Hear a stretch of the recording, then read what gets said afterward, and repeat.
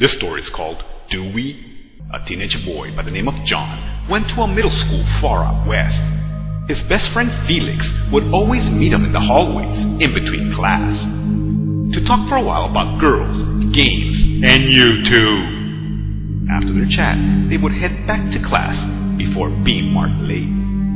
On one particular afternoon, after classes were over, they met outside. "Want to come over later on today?" asked John. "I don't know if I can, but I will try," replied Felix. Later that evening, Felix had not shown up at John's house. Around 9 p.m., as John sat on his porch, just before he had finally given up hope, out of the corner of his eye, John saw a dark, shadowy figure race past the corner streetlight. It had raced out of his neighbor's yard. John could not believe his eyes and could not make out what the figure was. Filled with fear, John stared intensely at the street corner. A few seconds later, the figure raced out again, but this time John was able to see what it was. It looked like a silhouette of a human on a bicycle. The figure raced out again, this time a bit slower than before. It stopped pedaling as it slowly turned its head.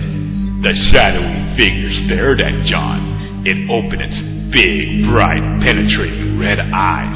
It then rode away slowly while staring at John. John screamed, "Ah!" and ran inside as the figure faded off into the darkness. The next day, at school, John was still shaking from what he had seen the night before.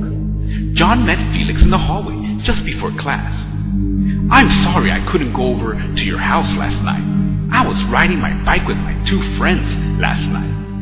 John mentioned to him what he had seen the night before. "They were ghosts or demons or something," John said with a frightened tone. Felix looked calm. Felix's eyes slowly turned red as he said, "Well, we